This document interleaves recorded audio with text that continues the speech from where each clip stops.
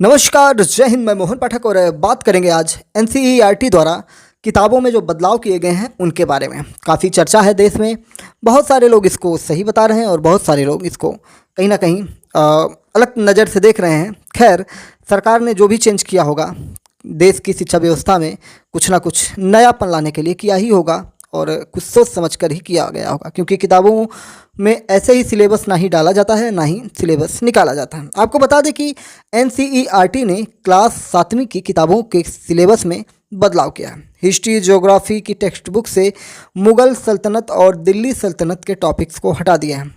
Geography की बात की गई है। खैर, यहाँ पे हिस्ट्री में ये सल्तनत काल आपको दिखाई पड़ते हैं, जिनमें मुग़ल काल हो गया, दिल्ली सल्तनत का मतलब हो गया जो बादशाह थे, उनके बेटे, फिर उनके बेटे, फिर उनके बेटे, ऐसे ऐसे करके, या उन पर कोई हमला करके कोई उसको ले लेता था। कई वंशावलियों के जो सल्तनतें होती थी उनकी टॉपिक्स को हटा दिया गया, मुग़ल सल्तनत को हटा दिया गया। जबकि महाकुंभ समेत गवर्नमेंट इनिशिएटिव जैसे make in India, Beti Bachao Beti Padhao को किताबों में अब जगह दे दी गई है। आपको बता दें कि एनसीईआरटी का कहना है कि किताबों को 2 पार्ट में जारी किया जाएगा। ये केवल किताबों का पहला पार्ट है। ये स्पष्ट नहीं किया गया है कि दूसरे पार्ट में इन टॉपिक्स को जोड़ा जाएगा या नहीं जोड़ा जाएगा।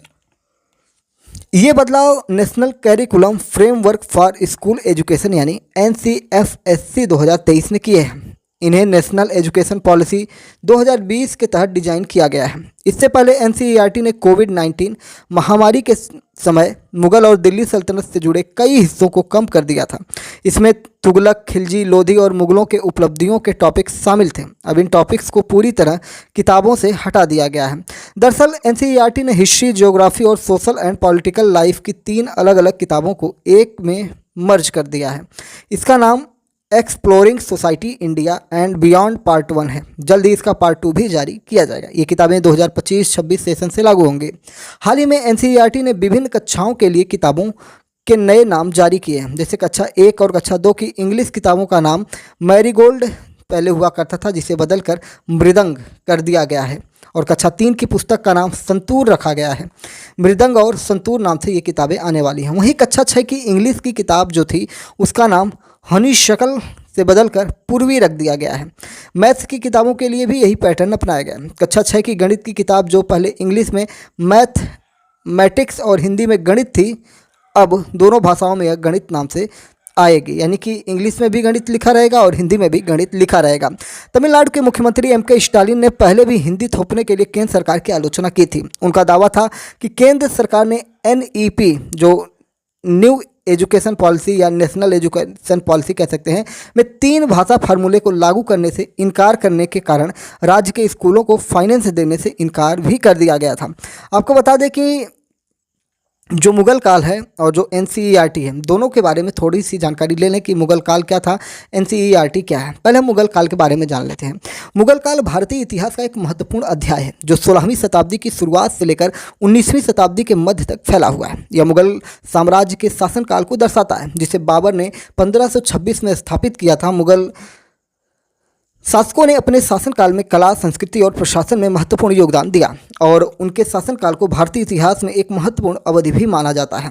खैर, उस अवधि के दौरान हिंदुओं का धर्मांतरण भी किया गया, हिंदुओं का कत्लेआम भी किया गया और इस्लाम को बढ़ाने के लिए हिंदू मंदिरों को तोड़ा गया। मंदिरों को तोड़कर उस पर मस्जिदें बनाई गई। जैसे विवादित मस्जिदों की बात करें तो वाराणसी का ज्ञानवापी मस्जिद, अयोध्या का राम मंदिर, मथुरा का जो कृष्ण मंदिर है, ऐसे बहुत सारे हजारों हजार मंदिर हैं जिन्हें तोड़कर वहाँ पे मस्जिदें बनाई गई या इस्लामिक कोई स्ट्रक्चर वहाँ पे खड़ा कर दिया गया। जैसे आप देखेंगे 2.5 दिन का झोपड़ा जिसे कहा जाता है अजमेर में, वो जो झोपड़ा है वो कभी संस्कृत विद्यालय हुआ करता था। मुग़लों ने फिर आप देखेंगे तो जो नालंदा विश्वविद्यालय की लाइब्रेरी थी उसको भी मुग़लों के ही ऊपर आरोप लगता है कि उन्होंने उसमें जो रखी धार्मिक पुस्तकें थी या ज्ञानवर्धक जो भारतीय परंपरा की पुस्तकें थी उनको जला दिया, जो महीनों महीनों जलती रह गई। तो ये सारी चीज़ें कहीं ना कहीं ये दर्शाती हैं कि मुग़ल काल में दमन बहुत ज़्यादा हुआ था। मुग़ल काल की स्थापना की चर्चा जब हम करते हैं तो मुग़ल काल साम्राज्य की स्थापना 1526 में बाबर ने किया था, जो मध्य एशियाई शासक था। तैमूर और चंगेज खान का वंशज था। मुग़ल साम्राज्य का शासनकाल 1526 से 1857 तक चला, जब ब्रिटिश राज ने इसे हटा दिया। जब अंग्रेज़ यहाँ पे आए तो उन्होंने जो आपका वर्तमान में पश्चिम बंगाल है, वहाँ से बहुत सारे अपनी योजनाओं को लागू किया और फिर उसके बाद बंगाल विभाजन हुआ। बहुत सारी घटनाओं को हटा करते कराते वहाँ से शासनकाल को ही समाप्त कर दिया। मुगल साम्राज्य के कुछ प्रमुख शासकों में बाबर, हुमायूं, अकबर, जहांगीर, शाहजहां, औरंगजेब ये सब शामिल हैं। मुगल काल में कला, स्थापत्य कला, साहित्य और संगीत को महत्वपूर्ण प्रोत्साहन मिला। वैसे संगीत और साहित्य कला को सबने प्रोत्साहन दिया। कुछ एक ऐसे भी शासक रहे जो इन सबको दमन भी करते हुए नजर आए। मुगल काल में कला, स्थापत्य कला सब कुछ धीरे धीरे विकसित होता रहा और इसमें एक और मज़ेदार चीज़ हुई जो इस्लामिक स्ट्रक्चर या इस्लामिक जो कला संस्कृति थी और भारतीय हिंदुस्तानी कला संस्कृति दोनों का मिलन हुआ और एक नई कला संस्कृतियों का भी उद्भव होता है। तो इस प्रकार से दो कल्चर मिलके एक नए चीज़ का उत्पादन भी करते हुए इस काल में नजर आए। मुगलों ने एक मजबूत और संगठित प्रशासन स्थापित किया जिसमें जमींदारी, सेना और न्याय प्रणाली भी शामिल थे। 18वीं शताब्दी के अंत में मुगल साम्राज्य में गिरावट शुरू हो गई और 1857 में ब्रिटिश ईस्ट इंडिया कंपनी ने इसे समाप्त ही कर दिया था। और 1857 आपको याद ही होगा मंगल पांडे का जो विद्रोह हुआ था अंग्रेज़ों के खिलाफ, ठीक है। 1857 की क्रांति भी उसे कहते हैं और भारत की आज़ादी की पहली क्रांति भी 1857 को बहुत सारे विद्वान मानते हैं। मुगल शासकों ने अपने शासनकाल में साम्राज्य का विस्तार किया और भारतीय उपमहाद्वीप में अधिकांश हिस्सों पर अपना नियंत्रण भी स्थापित किया। अकबर ने धार्मिक सहिष्णुता की नीति अपनाने की कोशिश की और सभी धर्मों के लोगों को सम्मान देने का एक तरह से व्यवहार अपनाया।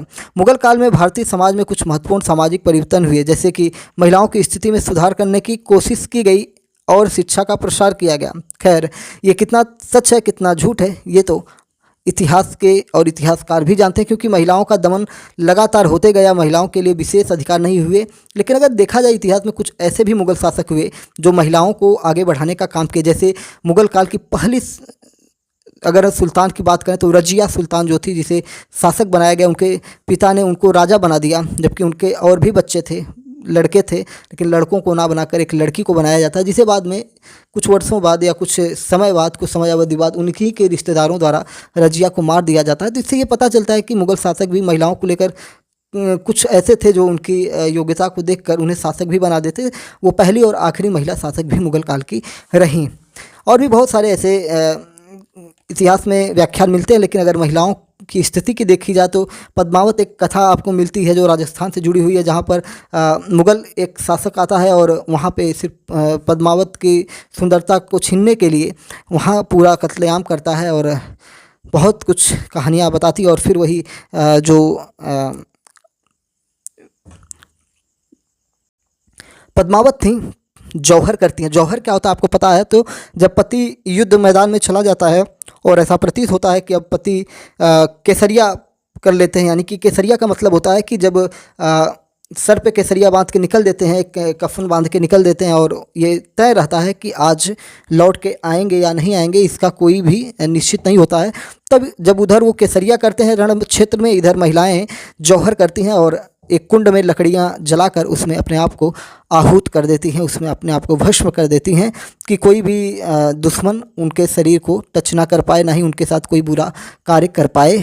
ठीक है, तो ये सारी चीज़ें होती थी। तो इन सारी चीज़ों को देखकर ये प्रतीत होता है कि कितना सम्मान था महिलाओं का, वो तो इतिहास से ही बता सकता है। ठीक है, कहीं कुछ पॉजिटिव कहीं कुछ निगेटिव देखने को मिल जाता है। मुगल काल में भारतीय समाज में कई सारे बदलाव किए गए, जैसे हिंदुओं का धर्मांतरण हुआ, मंदिरों को तोड़ा गया, इन सारी चीज़ों को हमने बताया। मुगल काल भारतीय इतिहास का एक महत्वपूर्ण अध्याय है जिससे भारतीयों को सीखकर भविष्य की योजनाओं पर काम करना चाहिए।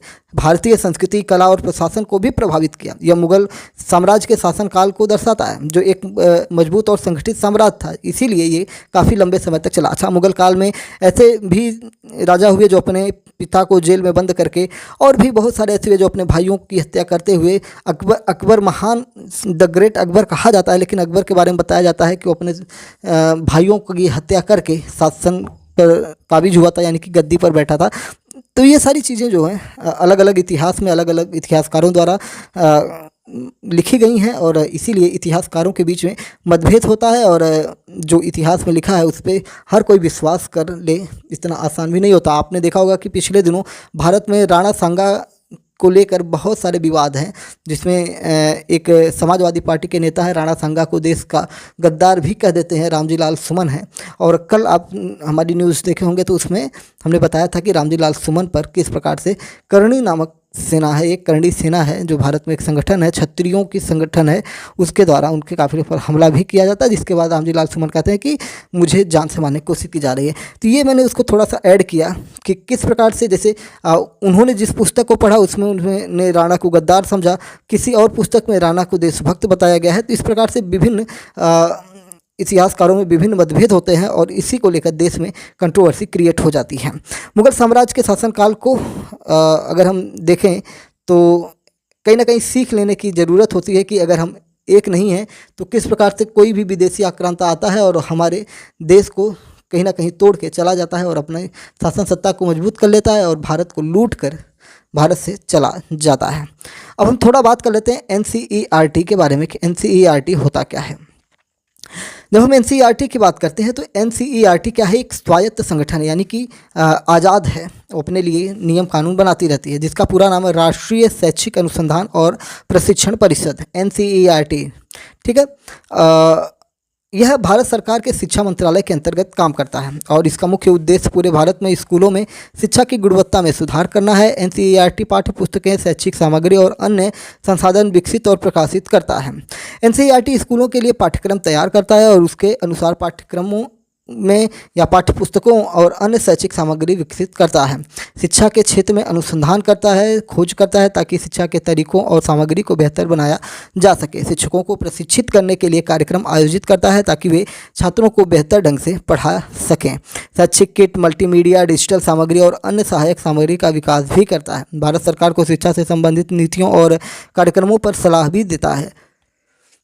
NCERT भारत की शिक्षा प्रणाली में एक महत्वपूर्ण भूमिका निभाता है। यह स्कूलों के लिए पाठ्यक्रम और पाठ्य पुस्तकें तैयार करता है, शिक्षकों को प्रशिक्षित करके और शिक्षा के क्षेत्र में अनुसंधान करके शिक्षा की गुणवत्ता में सुधार करने में मदद करता है। तो उम्मीद है कि सारी चीज़ें आपको समझ में आई होंगी। मुगल काल को हटाकर अब उसमें आपने देखा होगा कि महाकुंभ और 4 धाम जैसी चीज़ों को भी ऐड किया गया। खैर आपको बता दें कि क्या मुगल काल हमेशा पूरी किताब से ही हट गया है? ऐसा नहीं होगा। अगर 7वीं में नहीं होगा तो 8वीं या 6वीं में पढ़ा जाएगा। सरकार ये योजना पे काम कर रही है कि जो चीज़ें मान लीजिए आपने 6 में पढ़ लिया तो वही सेम टू सेम चीज़ आपको 7 में ना मिले, उसमें कुछ मिले तो उसमें कुछ बदलाव करके ही मिले, तो जिससे नई नई चीज़ें जानने और समझने की योग्यता डेवलप हो पाएगी। जय नमस्कार, भारत माता की जय।